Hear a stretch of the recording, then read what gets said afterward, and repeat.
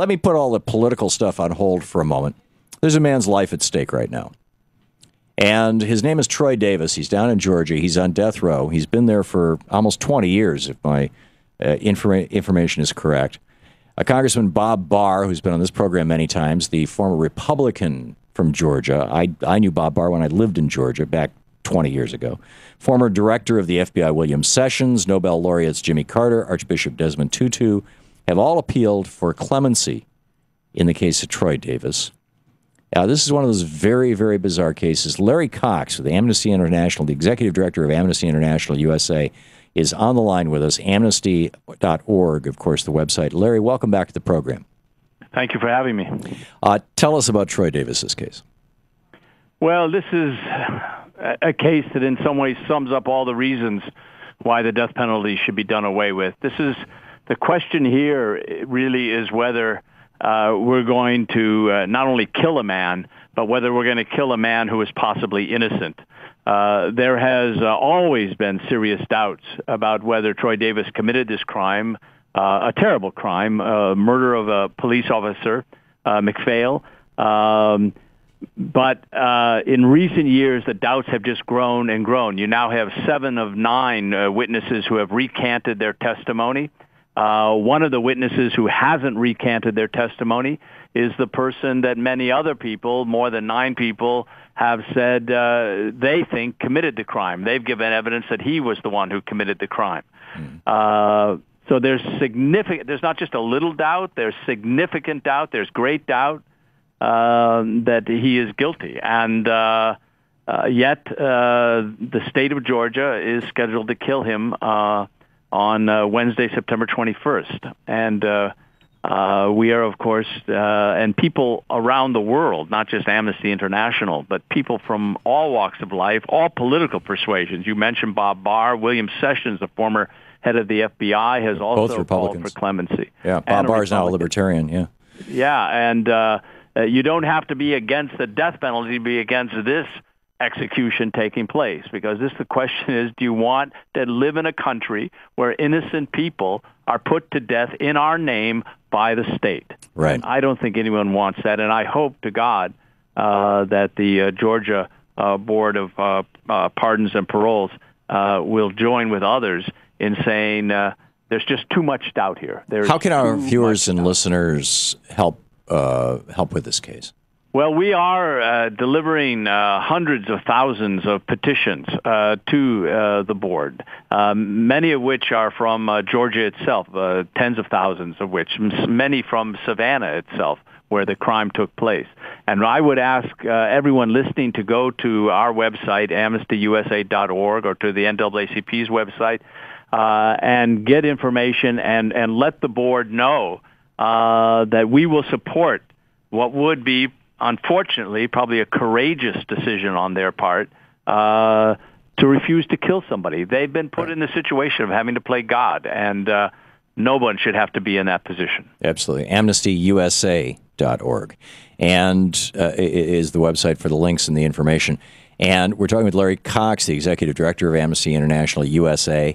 And Larry, are you familiar with the case in Texas of the fellow that Rick Perry put to death? Where yes, of course. Given that Rick Perry's in the news and that just a couple of days ago, when it was mentioned that he executed more people than any governor in America, there was this hooting and hollering from the Republican audience. Can you recap that for us in just a minute or so, very quickly? Yes. Well, this is a case of a man. What was shocking about that was that Governor Perry claimed he never had a scintilla of doubt when he put someone to death. Here's a case where the man was accused of arson, but the forensic information was... And if I may interrupt, his children were in the house and died. That's right. And so he was accused of... He burned down the house, his children died. Right. He was accused of killing his own children, basically. Yes. And he simply said he was a grieving father. He was just falling apart. His kids had died. It was a horror. And there was, anyhow, back to you. Yeah, well, the forensic evidence that would have linked him to this was extremely shaky. He, of course, maintained his innocence throughout. When this evidence came out that there was great doubt and a commission was set up to investigate to see whether the state of Texas had killed an innocent man. Governor Perry intervened to replace the head of that commission with somebody who supposedly was more favorable to his point of view. And that commission has never been allowed to report out its findings on this case, which certainly, again, gives greater weight to the argument that this man, Calder Wilmingham, was possibly innocent of the crime to which he was put to death. This happens all the time in the United States. Out of every 10 death sentences, we later find out that one of them is somebody who's been put on death row, even though they were innocent because of DNA evidence.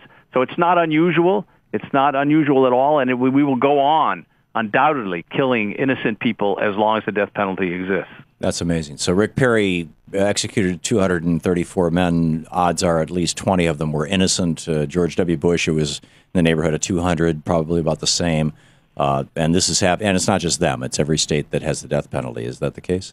Yes, that's the case. And if I could just add one more thing, because of the cheering that went on when he was asked that question, and the cheering that he had killed 234 people, which was chilling. But I want to say that there is a growing, explosion of anger over this case. People saying we don't want this in our country anymore. We don't need it. It costs so much money. It's useless. We want the money better spent to prevent crime. So that crowd in that debate was not representative of what's happening in America. There's a growing movement to get rid of this horrible practice. Most of the world has gotten rid of it. Many states have now gotten rid of it, including most recently Illinois, New Mexico, New Jersey, where they voted it out. So I hope people will join in letting their values be heard, letting their cheers be heard, which would be cheers for life, cheers for decency, cheers for human rights. Yeah. Larry Cox, the executive director of Amnesty International USA. AmnestyUSA.org is the website. The case in point right now, Troy Davis, what would that be, 2 weeks roughly? Well, it would be, actually, it's a week. A week now. A week from today. Okay, and so it's... And the clemency hearing is Monday, so there's still time for people to make their voices heard. Okay, so before Monday is when we need to get to the clemency board, and today is Wednesday. If I'm right, sometimes I'm time challenged. Yeah. So you can find the links and the information over at AmnestyUSA.org. Larry, thanks for dropping by and sharing the story. Thank you for letting me get the word out. Yeah, well, it's an important word to get out, and you did a great job. Thank you very much. Okay, Great thank you. With you.